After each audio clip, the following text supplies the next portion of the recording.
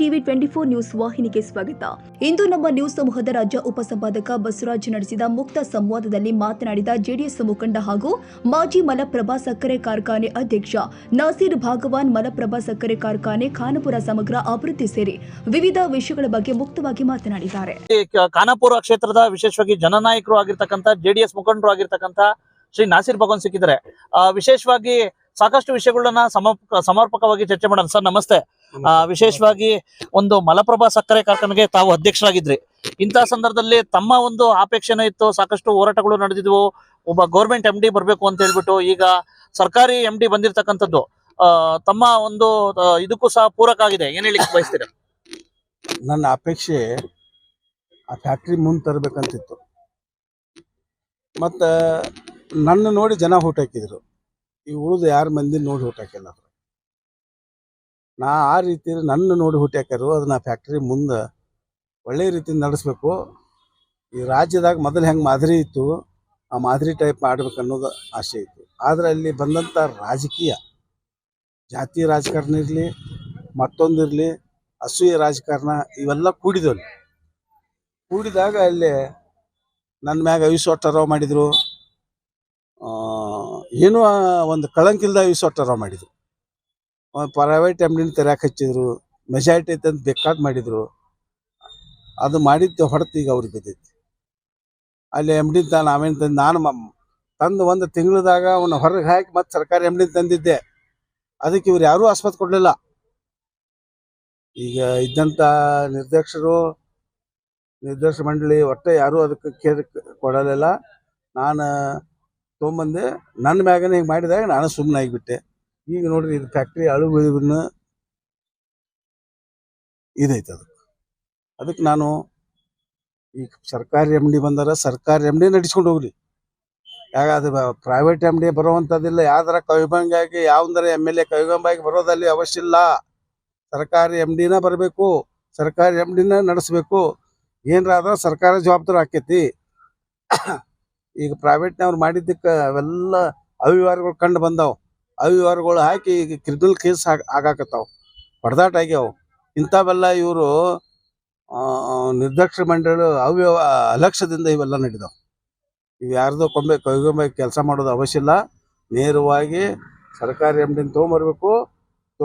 ಬಂದು ಅವ್ರು ಕೆಲಸ ಮಾಡೋಕ್ಕೆ ಸುಗಮ ರೀತಿಯಲ್ಲಿ ಅವ್ರು ಕೆಲಸ ಮಾಡೋಕೆ ಕೊಡ್ಬೇಕಂತ ನನ್ನ ಆಸೆ. ನಾನು ಅವ್ರಿಗೆ ಸಹಕಾರ ಮಾಡ್ತೀನಿ. ಈ MD ಅವರಿಗೆ ಸಹಕಾರ ಮಾಡ್ತೀನೋ.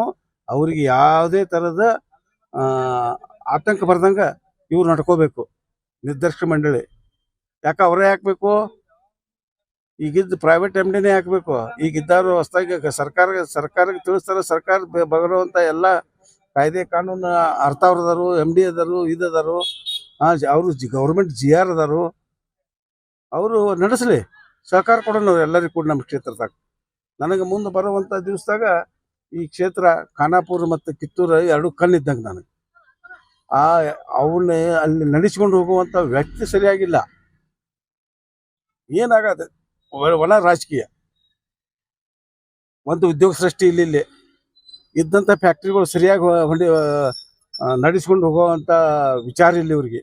ನಾ 3 ವರ್ಷ ಅದೇ ನಾ ರೊಕ್ಕ ತಂದು ಹಾಕೇನು, ರೊಕ್ಕ ತಂದಂದ್ರೆ ಪುಕ್ಷಿಟ್ ರೊಕ್ಕ ತಂದು ಹಾಕಾರ. ಯಾರು ರೊಕ್ಕ ತಂದು ಹಾಕೋದು ನಡೆಸ್ತೇವಂತ ಅಂದಂಗೆ ಅದ. ನಾನು ನಡೆಸೇನಿ ಈಗ 3 ವರ್ಷ. 10 ರೂಪಾಯಿ ಸಾಲ ಮಾಡ್ದಂಗೆ ನಡೆಸೇನಾಗಂದ್ರಿ. ಮತ್ತು ಇವ್ರು ಯಾಕೆ ಸಾಲ ಮಾಡ್ಯಾರಲ್ಲಿ?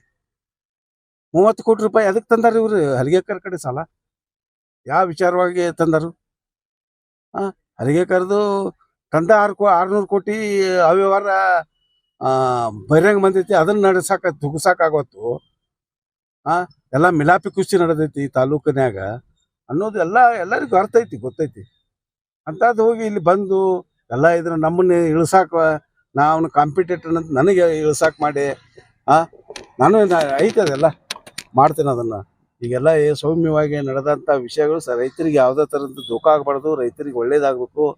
ರೈತರಂದ್ರೆ ಏನು ತಿಳ್ಕೊಂಡಾರ ಇವರೆಲ್ಲ ಅನ್ನೋದನ್ನು ಅರ್ಥ ಮಾಡ್ಕೋಬೇಕು ಇವ್ರು ಅಂತ ಹೇಳಿ ನಾನು ಮತ್ತೇನೇ ಇದ್ದರೂ ಅಲ್ಲಿ ನಮ್ಮ ಯಾರೇ ಇದ್ದರೂ ಅವ್ರಿಗೆ ಕಂಕಣ ಇದಾಗಿ ನಿಂತು ಆ ಫ್ಯಾಕ್ಟ್ರಿ ಚೆಂದಾಗಿ ನಡೆಸುವಂಥ ವ್ಯವಸ್ಥೆನ ಮಾಡೋಕ್ಕೆ ನಾನು ಪ್ರೋತ್ಸಾಹಕ್ಕೆ ಕೈಯಿಂದ ಕೈ ಕೊಡಿಸ್ತೇನೆ ಅಂತ ಹೇಳ್ತೀನಿ. ಸರ್ ಈಗ ಇನ್ನೊಂದು ಹೇಳ್ತಾವ್ರೆ, ಈ ಟೈಮಲ್ಲಿ ಎಲ್ಲ ಕ್ರಷಿಂಗ್ ಅರ್ಧ ಆಗಿದೆ, ಈ ಟೈಮಲ್ಲಿ ಸರ್ಕಾರಿ ಎಂ ಡಿ ಯಾಕೆ ಬರ್ಬೇಕಾಗಿತ್ತು ಅಂತ ಹೇಳ್ಬಿಟ್ಟು ಅವರು ವಾದ ಮಾಡ್ತಾವ್ರು ಸರ್. ಸರ್ಕಾರಿ ಎಮ್ ಡಿ ಬರಕ ಎಮ್ ಡಿ ಇದ್ರು ಅಷ್ಟೇ, ಕ್ರಷಿಂಗ್ ಇರಲಿ ಕ್ರಷಿಂಗ್ ಇರದೇ ಇರಲಿ ಅದೇನು ಕಾಗದ ಪತ್ರ ಇರ್ತೈತಿ. ಇವರಿಗೆ ಪ್ರೈವೇಟ್ ಎಮ್ ಡಿಗೆ ಯಾವಾಗ ಸಿಕ್ಕದ್ದ ಮಾರೋದು, ಸಿಕ್ಕಿದ್ದ ಅಡ್ವಾನ್ಸ್ ತೊಗೊಳೋದು, ಸಿಕ್ಕಿದ ಇದ್ರ ಮಾಡೋದು ಅಲ್ಲ. ಹಿಂಗೆಲ್ಲ ಮಾಡಿ ಅವ್ಯವಹಾರ ನಡೆದೈತೆ ಅಲ್ಲಿ. ಅದಕ್ಕೆ ಸರ್ಕಾರಿ ಎಮ್ ಡಿ ಇದ್ರೆ ಕಂಟ್ರೋಲ್ ಇರ್ತೈತಿ ಯಾವುದೇ ಇದ್ರು. ಅದಕ್ಕೆ ಚೆನ್ನಾಗಿ ನಡೆಸ್ತಾರೆ ಅವ್ರಿಗೆ ಸಪೋರ್ಟ್ ಮಾಡೋನು ಸರ್ಕಾರಿ ಎಮ್ ಡಿಗೆ, ಗೌರ್ಮೆಂಟ್ ಎಮ್ ಡಿಗೆ. ಈಗ ಖಾನಾಪುರ ಸಮಗ್ರ ಅಭಿವೃದ್ಧಿ ಬಗ್ಗೆ ವಿಶೇಷವಾಗಿ ಏನ್ ಸರ್, ಏನು ಹಾಲಿ ಶಾಸಕರು ಮತ್ತೆ ವಿಶೇಷವಾಗಿ ಮಾಜಿ ಶಾಸಕರು ಸಹ ಒಬ್ಬ ಪ್ರಭಾವಿಯಾಗಿದ್ದಾರೆ. ಏನ್ ಕೆಲಸಗಳು ಆಗ್ತಾವ ಖಾನಾಪುರ?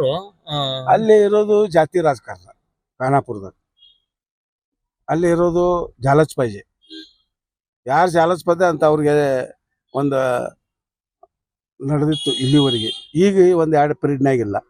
ನಾ ಏನು ಕೆಲಸ ಮಾಡಿಲ್ಲ, ಸಾಕಷ್ಟು ಕೆಲಸ ಮಾಡೀನಿ ನಾನು ಸರ್ಕಾರದಾಗ. ಏನ್ರ ಅದೇನು ನಾನು ಒಂದು ಎಮ್ ಎಲ್ ಎ ಇಲ್ಲ, ಒಂದು ಗ್ರಾಮ ಪಂಚಾಯತ್ ಮೆಂಬರ್ ಇಲ್ಲ, ಒಂದು ZP ಮೆಂಬರ್ ಇಲ್ಲ, ಏನೂ ಇಲ್ಲ. ಸಾಕಷ್ಟು ರೋಡ್ಗಳು ಮಾಡಿಸೀನು, ಬ್ರಿಡ್ಜ್ಗಳು ಮಾಡಿಸೀನು ಸ್ವಂತ. ಸಾಕಷ್ಟು ನೂರಾರು ದೇವಸ್ಥಾನಗಳು ಜೀರ್ಣೋದ್ಧಾರ ಮಾಡ್ಯಾನು. ಹಾಕೇನ್ರಿ ಮಾಡಿದೇನು ಅಭಿವೃದ್ಧಿ ಮಾಡಲಿ. ಸುಮ್ಮನೆ ಫಂಡ್ ಇಲ್ಲ ಅನ್ನೋದು, ಕೆಲಸ ಮಾಡೋದು ಬಿಡೋದು ಅಂದ್ರೆ ಹೆಂಗೆ? ಹೋಗ್ರಿ ಸ್ಟ್ರೈಕ್ ಕೊಡ್ರಿ, ವಿಧಾನಸೌಧ ಇದ್ರೆ ಸ್ಟ್ರೈಕ್ ಕೊಡ್ರಿ, ಫಂಡ್ ತೊಗೊಂಬರ್ರಿ. ಅವಾಗ ಅಂತಾರೆ ನಿಮ್ಗೆ ಗಂಡಸೂರು ಅಂತೇಳಿ, ನೀವು ಶಾಸಕರಂತ ಅಂತಾರೆ ನಿಮಗೆ. ಅವಾಗ ಈಗ ಬಂದು ಪಿ ಮಾಡಿ ಹಂಗಾತು ಹಿಂಗಾತು ಅಂದ್ರೆ ಅಲ್ಲ ಇದು. ಅವ್ರು ಹಿಂದಿದ್ರು ಒಬ್ಬರು ಮಹಾರಾಷ್ಟ್ರದಿಂದ ಬಂದು ಶಾಸಕ ಮಾಡ್ಯಾರ. ಅವರು ಬಂದು ಏನು ಇವತ್ತು ಖಾನಾಪುರ ಸಿಂಗಾಪುರ ಮಾಡ್ತೇವೆ ಅಂದಿರ ಅವ್ರು. ಅದೆಲ್ಲ ಹೋದ್ ಸಿಂಗಾಪುರ. ಜನ ಭಾಳ ಶೆನೆ ಐತಿ, ಭಾಳ ತಿಳ್ಕೊತಾರು. ನನಗೆ ಆರಿಸಿ ಬರಲಿಲ್ಲ ಅಂದ್ರೆ ನನಗೇನು ಇದಿಲ್ಲ. ಅದೊಂದು ಗಾಳಿ ಇರ್ತೈತಿ, ಆ ಗಾಳಿ ಒಳಗೆ ಏನು ಬೇಕಾದ ನಡಿತೈತಿ. ರೊಕ್ಕ ಗಾಳಿ ಅದು ಇದು ಏನು ರಾಜಕಾರಣ ಅಂದ್ರೆ ಇದು ನಮಗೆಲ್ಲ ಗೊತ್ತಿದ್ದ ವಿಷಯ ಐತಿ. ನಮ್ಮ ಖಾನಾಪುರದ ರೋಡ್ಗಳು ನೋಡ್ರಿ ನಮ್ಗೆ ನಾಚಿಕೆ ಬರ್ತೈತಿ. ಇಂಥ ಒಂದು ನೀರಾವರಿ ಸೌಲಭ್ಯಗಳು ಇಂಥವೆಲ್ಲ ಮಾಡ್ಬೇಕ್ರಿ. ಯಾಕೆ ಸರ್ ಈಗ ಮತ್ತೆ ಮೌನ ಆಗಿದಾರಲ್ಲ ಸರ್ ಖಾನಾಪುರ ಶಾಸಕರು? ಏನಾರು ಹೊಂದಾಣಿಕೆ ಏನಾರು ಆದ್ರ ಮತ್ತೆ ಅಂತ ಇರ್ಬೇಕು, ಹೊಂದಾಣಿಕೆ ಆಗಿರ್ಬೇಕು. ಅವರು 600 ಕೋಟಿ ವ್ಯವಹಾರ ಎಬ್ಸಿದಾಗ ಇವ್ರು ಯಾಕೆ ಸುಮ್ಮನೆ ಇದ್ರು? ಅವ್ರ ಮ್ಯಾಗ ಕ್ರಿಮಿನಲ್ ಕೇಸ್ ಹಾಕ್ಬೇಕಾಗಿತ್ತು. ಇವರು ಸುಮ್ಮನೆ ಯಾಕದಾರ? ಇವರು ಶಾಸಕರು ಸುಮ್ಮನೆ ಯಾಕದಾರ? ಮತ್ತು ಅವ್ರವ್ರ ಹೊಂದಾಣಿಕೆ ರಾಜಕೀಯ ಐತೆ ಅಂತ ತಿಳ್ಕೊಂಡೆ ನಾನು. ನನ್ನ ಭಾವನೆ ಇದು. ಅಷ್ಟು ದೊಡ್ಡ 600 ಕೋಟಿ ರೂಪಾಯಿ ಅವ್ಯವಹಾರ ಆಗಿ ಜಡ್ಜ್ ನೇಮಿಸ್ಯಾರ. ಒಬ್ಬ ಜಡ್ಜ್ ನೇಮಿಸಿ ಅದನ್ನು ಎನ್ಕ್ವೈರಿ ಮಾಡಕ್ಕೆ ಹಚ್ಚಾರ ಅಂತಂದ್ರೆ ಏನಂತ ತಿಳ್ಕೊಬೇಕು ನಾವೇನು ತಿಳ್ಕೊಬೇಕು? ಈಗ ಸುಮ್ಮನೆ ಯಾಕಾಗೈತೆ ಅದು ಕೇಸ್? ಅದು ಬೈಲಿಗೆ ಬರ್ಬೇಕಾಗಿತ್ತಲ್ಲ, ಏನಾಗೈತೆ ಅನ್ನೋದು. ಮಾಡಿದಾರ ಅಂತ ಬರಬೇಕು, ಮಾಡಲಿಲ್ಲ ಅಂದ್ರೆ ಬರಬೇಕು. ಮತ್ತು ಇದಕ್ಕೆ ಹೊಂದಾಣಿಕೆ ಐತಿರೋ ಮತ್ತೇನಾರ ಐತೆ ಅಂತಾರೋ? ಅದೆಲ್ಲ ನಡೆದು ಜನಕ್ಕೆಲ್ಲ ಗೊತ್ತಾಕೈತಿ. ಎಲ್ಲ ತಾವಾಗೆ ಅರ್ಥ ಮಾಡ್ಕೊಂಡು ಇದನ್ನ ಮಾಡ್ತಾರೆ. ಈಗ ನೆಕ್ಸ್ಟ್ ಹೆಂಗೆ ಸರ್? ಈಗ ಯಾಕಪ್ಪ ಅಂದ್ರೆ JDS ಇಂದ ಒಬ್ಬ ಇದಾಗಿದ್ರೆ, ಜನನಾಯಕರಾಗಿದ್ರೆ, ಸಾಕಷ್ಟು ಕೆಲಸ ಮಾಡಿದ್ರೆ, ನೆಕ್ಸ್ಟ್ 2028ಕ್ಕೆ ಕುಸ್ತಿಗೆ ಏನಾದ್ರು ರೆಡಿ ಆಗ್ತಿರೋ ಅಥವಾ ತಮ್ಮ ಮಗನ್ ನಿಲ್ಸ್ತಿರೋ? ಅವೆಲ್ಲ ಏನು ವಿಚಾರ ಇಲ್ರಿ ನಮ್ಗೆ. ಮುಂದೆ ಕಾಲಾಯ ತಸ್ಮೈ ನಮ ಅಂತಾರಲ್ಲ, ಹಂಗ ಮುಂದೆ ಕಾಲ ಬಂದಾಗ ನೋಡೋಣ. ಅಲ್ಲ, ಕೇಂದ್ರ ಲೆವೆಲ್ ಅಲ್ಲಿ ಮ್ಯಾಚ್ ಮೈತ್ರಿ ಆಗಿದೆ. ನಮಗೇನಿಲ್ಲ. ನಮ್ಮ ಕುಮಾರಸ್ವಾಮಿ ಅವರು ಈಗ ಕೇಂದ್ರದಲ್ಲಿ ಬೃಹತ್ ಕೈಗಾರಿಕೆ ಸಚಿವರಾಗ್ಯಾರ. ನನ್ನ ಒಂದು ಉದ್ದೇಶ, ಖಾನಾಪುರ ಕಿತ್ತೂರು ತಾಲೂಕು ಒಂದು 2 ಕಣ್ಣು ಇದ್ದಂಗೆ ನಮಗೆ. ಇಲ್ಲಿ ಒಂದು ಬೃಹತ್ ಕೈಗಾರಿಕೆ ಬರಬೇಕು, ಇಲ್ಲಿ ನಮ್ಮ ಯುವಕರಿಗೆ ಉದ್ಯೋಗ ಸಿಗಬೇಕು, ಅಷ್ಟೊಂದು ನಮ್ಮ ಆಸೆ ಐತಿ. ಅದನ್ನು ನಮ್ಮ ಮಂತ್ರಿಗಳಿಗೆ ಕುಮಾರಣ್ಣವ್ರಿಗೆ ಮಾತಾಡಿ ಮುಂದಿನ ಆಲೋಚನೆ ಮಾಡೋಕ್ಕೆ ಈಗಾಗಲೇ ನಾನು ವಿಚಾರ ಮಾಡೇನು. ಬೇಕಂದ್ರೆ ಅವ್ರಿಗೆ ಜಮೀನು ಕೊಡ್ತೀನಿ ನಾನು, ಕೈಗಾರಿಕೆ ಬಂದ್ರೆ. ನಮ್ಮಲ್ಲಿ ಏನಾರ ಮಾಡ್ತೇನೆ ಅಂತಂದ್ರೆ ಅವ್ರು ಬೇಕಾಗುವಷ್ಟು ಜಮೀನು ನಾನು ಇದನ್ನು ಮಾಡೋಕ್ಕೆ ಪ್ರಯತ್ನ ಮಾಡ್ತೀನಿ. ನಮ್ಗೆ ಒಟ್ಟು ಕೈಗಾರಿಕೆ ಆಗಬೇಕು ಅನ್ನೋ ಒಂದು ಉದ್ದೇಶ ನಂಗೆ. ನೆಕ್ಸ್ಟ್ ಸರ್, ವಿಶೇಷವಾಗಿ ಹಂಗಾದ್ರೆ ನೆಕ್ಸ್ಟ್ ಏನಾದ್ರು ಮಲಪ್ರಭಾ ಸಕ್ಕರೆ ಕಾರ್ಖಾನೆಗೆ ಏನಾದ್ರು ಮತ್ತೆ ಏನಾದ್ರು ಪ್ಯಾನಲ್ ಏನಾದ್ರು ಬಯಸೋದಾದ್ರೆ? ನಾನು ರೈತರ ಹಿತಚಿಂತಕ, ರೈತರ ಬಗ್ಗೆ ಹೋರಾಟ ಮಾಡೋ. ನಾನು ಒಂದ ಮಾತು ಹೇಳಿದ್ದೆ, ಅದನ್ನೆಲ್ಲ ತಲೆ ಕೆಡಿಸ್ಕೊಬೇಡ್ರಿ, ನಾ ಇರ್ತೇನೆ. ನಾ ಇರೋ ಮಟ್ಟ ಏನೂ ಆಗೋದಿಲ್ಲ. ಎಲ್ಲರೂ ಸರಿಯಾಗಿ ಬಿಲ್ ಕೊಡ್ತೇವೆ, ಸರಿಯಾಗಿ ಪಗಾರ ಕೊಡ್ತೇವೆ, ಸರಿಯಾಗಿ ನೌಕರಸ್ಥರು ಪರ್ಮನೆಂಟ್ ಮಾಡ್ತೇನೆ ಅಂತ ಹೇಳಿ ಪರ್ಮನೆಂಟ್ ಮಾಡಿ ಬಂದೇನೆ ನಾನು. ಮುಂದೆ ಒಳ್ಳೇದು ಮಾಡೋದು ಅಲ್ಲಿ ಮಲಪ್ರಭಾ ಸಕ್ಕರೆ, ಅದ ಒಂದು ಉದ್ದೇಶ ನನಗೆ, ಬೇರೆ ಏನೂ ಇಲ್ಲ. ಅಲ್ಲಿ ಏನೂ ಆಗದೆ ಯಾರೋ ಹಳಿದು ಕಟ್ಟಿದಂಥ ಫ್ಯಾಕ್ಟ್ರಿ, ಒಂದು ಕಾಮಧೇನು ಅನ್ನ ಕೊಟ್ಟಂಥದ್ದು ನಮ್ಮ ಭಾಗಕ್ಕೆ, ಖಾನಾಪುರ ಮತ್ತು ಕಿತ್ತೂರು ಭಾಗಕ್ಕೆ ಅನ್ನ ಕೊಟ್ಟಂಥ ಯಾವ್ದಾರ ಫ್ಯಾಕ್ಟ್ರಿ ಇದ್ರೆ ಅದಕ್ಕೆ ಮಲಪ್ರಭಾ ಸಕ್ಕರೆ ಕಾರ್ಖಾನೆ. ಈಗ ಬೇರೆ ಬೇರೆ ಯಾವ ಕ್ರೆಡಿಟ್ ತಗೋತಾವ್ರ ಸರ್, ಸರ್ಕಾರಿ MD ನಾನ್ ಮಾಡಿಸ್ಕೊ ಬಂದಿದ್ದು ಅಂತ ಬೇರೆ ಬೇರೆ ನಿರ್ದೇಶಕರು ಅವ್ರು ಯಾರು ಇರ್ಬೋದು, ತಗೊಂಡಿರ್ಬೇಕು, ಮಾಡಿರ್ಬೇಕು, ಅದೆಲ್ಲ ಗೊತ್ತಿಲ್ಲ. ಹಾ. ಅದೇನ್ ಮಾಡಿದ್ರೆ ಗೊತ್ತಿಲ್ಲ. ನಾನೇ ಈಗ ಅವ್ರಿಗೆ ಅದ್ರ ಮ್ಯಾಗ ಪರ್ಮಿಷನ್ ಕೇಳಿ ಕ್ರಿಮಿನಲ್ ಕೇಸ್ ಹಾಕಕ್. ಹಾ. ಅದ್ ಬಂದ ತಕ್ಷಣ ಕ್ರಿಮಿನಲ್ ಕೇಸ್ ಹಾಕ್ಬಿಡ್ತೇನೆ. ಯಾರು ತಪ್ಪೈತೆ, ನಾನ್ ತಪ್ಪ ಮಾಡಿದ್ರೆ ನನ್ ಮ್ಯಾಗೆ ಆಗ್ಲಿ, ಹಾ. ಅವ್ರು ಮಾಡಿದ್ರೆ ಅವ್ರ ಮ್ಯಾಗ ಆಗ್ಲಿ, MD ಆಗಿದ್ರೆ MD ಮ್ಯಾಗ ಆಗ್ಲಿ, ಅದು ಹಾ. ಅಂತ ಒಂದು ಇದನ್ನ ಪರ್ಮಿಷನ್ ಕೇಳಿ ಅದು ಬಂದ ತಕ್ಷಣ ಹಾಕೇನೆ ಈಗ ಕೋರ್ಟಿಗೆ. ಓಕೆ ಸರ್, ಧನ್ಯವಾದಗಳು ಸರ್. ಕನ್ನಡಿಗರ ಮೆಚ್ಚಿನ ನಿಮ್ಮ ಟಿವಿ 24 ಕನ್ನಡ ನ್ಯೂಸ್ ವಾಹಿನಿ ಇದೀಗ ಟಿವಿಯಲ್ಲಿ ಲಭ್ಯ. ಕರ್ನಾಟಕ ಮತ್ತು ದೇಶ ವಿದೇಶದ 360 ಡಿಗ್ರಿ ಸುದ್ದಿ ಹಾಗೂ ಉತ್ತರ ಕರ್ನಾಟಕ, ಬೆಳಗಾವಿ, ಬಾಗಲಕೋಟೆ, ಧಾರವಾಡ, ಹಾವೇರಿ, ಗದಗ, ಬಿಜಾಪುರ ಜಿಲ್ಲೆಯ ಕ್ಷಣ ಕ್ಷಣದ ವಿವರವನ್ನ ಪಡೆಯುವುದಕ್ಕೆ ಟಿವಿ 24 ಕನ್ನಡ ನ್ಯೂಸ್ ವಾಹಿನಿಯನ್ನ ಲೈಕ್ ಮಾಡಿ, ವಿಡಿಯೋಗಳನ್ನ ಶೇರ್ ಮಾಡಿ, ಕಮೆಂಟ್ ಮಾಡುವ ಮೂಲಕ ನಮ್ಮ ವಾಹಿನಿಗೆ ಸಹಕಾರ ನೀಡಿ ಮತ್ತು ಚಾನೆಲ್ ಅನ್ನ ಸಬ್ಸ್ಕ್ರೈಬ್ ಮಾಡಿ. Thank you.